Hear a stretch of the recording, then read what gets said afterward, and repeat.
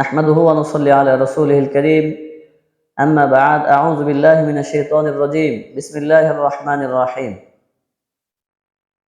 إن الله وملائكته يصلون على النبي يا أيها الذين آمنوا صلوا عليه وسلموا تسليما اللهم صل على سيدنا ونبينا وشفيعنا وحبيبنا ومولانا محمد صلى الله عليه وعلى آله وأصحابه وبارك وسلم সম্মানিত দর্শক শ্রোতা,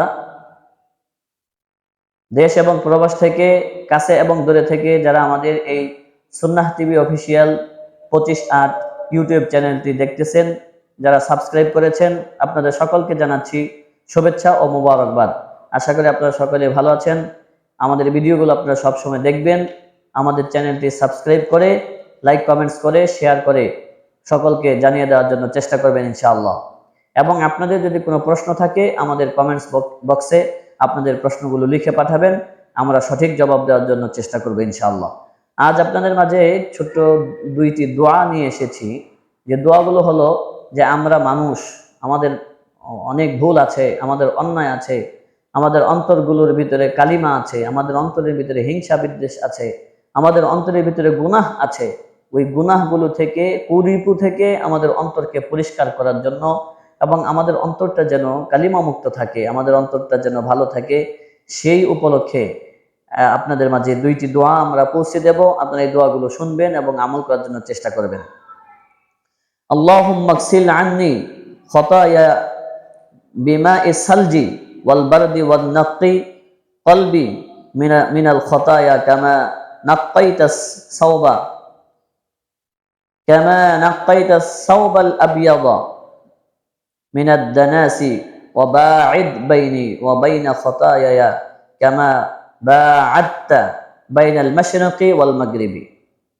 হে আল্লাহ, আপনি আমার গুনাহসমূহকে বরফ ও শিলা বৃষ্টির পানি দ্বারা ধৌত করে দেন। আমাদের অন্তরের ভিতরে যে গুনাহ আছে সেই গুনাহগুলোকে কিভাবে ধৌত করতে হবে এই দোয়ার ক্ষেত্রে আমরা জানলাম। আল্লাহুম্মা গসিল আন্নি খতায়ায়া বিমাইস সালজি ওয়াল বারদি। আমরা আল্লাহ রাব্বুল আলামিনের কাছে এই দোয়া করব, হে আল্লাহ, আপনি আমার গুনাহসমূহকে বরফ ও শিলা বৃষ্টি দ্বারা ধৌত করে দিন। ওয়া নাক্কি কলবি মিনাল খতায়া কামা নাক্কাইতাস সাওবাল আবিয়াদা। এবং আপনি আমার অন্তরকে গুনাহ থেকে এভাবে পাক পরিষ্কার করে দিন যেভাবে আপনি নাক্কাইতাস সাওবাল আবিয়াদা মিনাদ দানাসি ওয়া বা'id বাইনি ওয়া বাইনা খতায়ায়া। আমরা আল্লাহ রাব্বুল আলামিনের কাছে বলবো, আপনি আমার অন্তরকে গুনাহ থেকে এভাবে পাক পরিষ্কার করে দিন যেভাবে আপনি সাদা কাপড়কে ময়লা থেকে পাক পরিষ্কার করে থাকেন। এবং আপনি আমার গুনাহের মধ্যে এতটা দূরত্ব সৃষ্টি করে দিন যতটা দূরত্ব আপনি পূর্ব পশ্চিমের মাঝে করেছেন। কামা বা'adta বাইনাল মাশরিকি ওয়াল মাগরিব।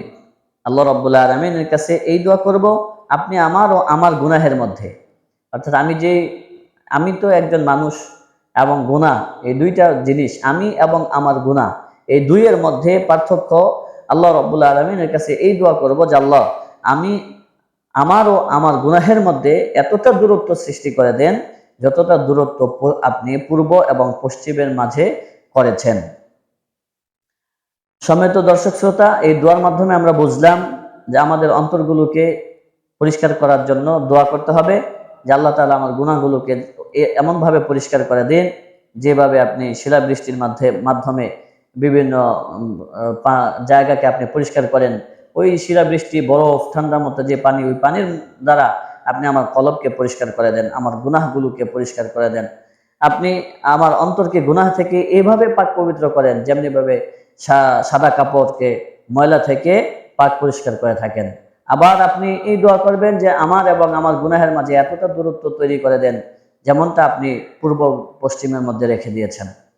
আরেকটি দোয়া হলো আল্লাহুম্মা মুসাররিফাল কুলুবি সাররিফ কুলুবানা আলা তাআতিকা।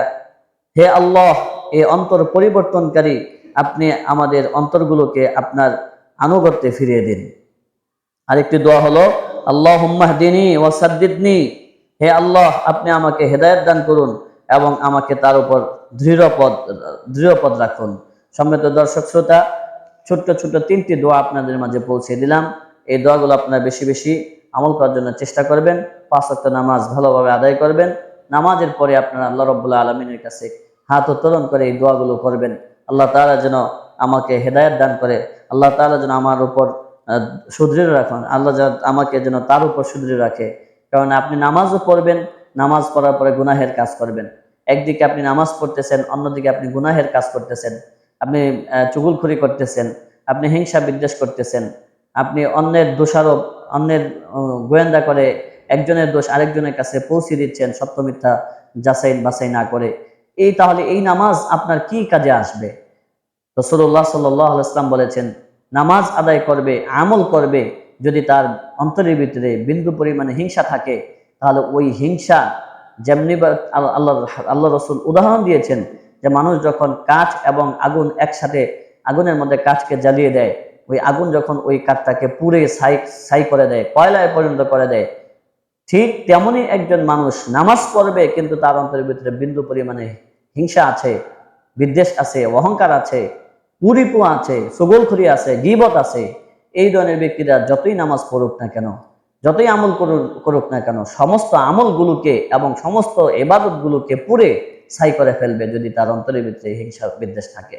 সম্মানিত দর্শক শ্রোতা, এই ধরনের কুরিপু থেকে, এই ধরনের গুনাহের কাজ থেকে আল্লাহ তাআলা যেন আমাদেরকে বিরত রাখেন। জালেমের জুলুম থেকে আল্লাহ তাআলা আমাদেরকে যেন হেফাজত করেন। মুনাফিকের নেফাক থেকে আল্লাহ তাআলা যেন আমাদেরকে হেফাজত করেন। কাফেরের কুফরি থেকে আল্লাহ তাআলা আমাদেরকে যেন হেফাজত করেন। এই আশাবাদী রেখে আজ বিদায় নিচ্ছি। আসসালামু আলাইকুম ওয়া রাহমাতুল্লাহি ওয়া বারাকাতুহু।